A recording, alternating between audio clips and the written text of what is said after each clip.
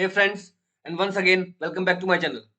This video is all about fixing the Modern Warfare 2 error where your store is not working in your game. So without wasting time, let's go ahead and proceed. First of all, the basic step that you need to perform is to make sure you run the program as an administrator. So whatever client you are using, Steam or Battle.net, right click and click on the option properties over here. Here click on compatibility tab and check mark the icon run this program as an administrator. Hit apply and OK button. Now secondly is open up your game, click on the settings of your game and click on the option show in Explorer.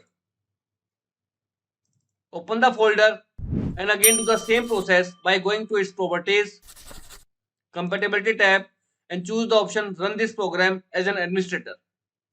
Hit apply, OK button, close it and now try to play the game again and check if store is working or not. Now in second step, you need to verify the integrity of the game. For Battle.net, click on the settings menu and you need to click on the option scan and repair.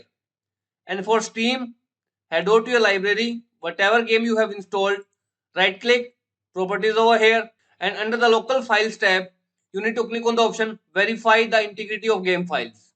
You need to do the same process. Once you have done, now try to play that game and check store is working out or not. If both methods fails out, in third step you need to reinstall the game because sometimes there are some kind of bugs in the game which is giving you the error while opening the store in the game.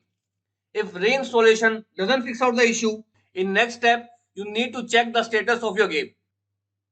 In order to check the status, here is the official website.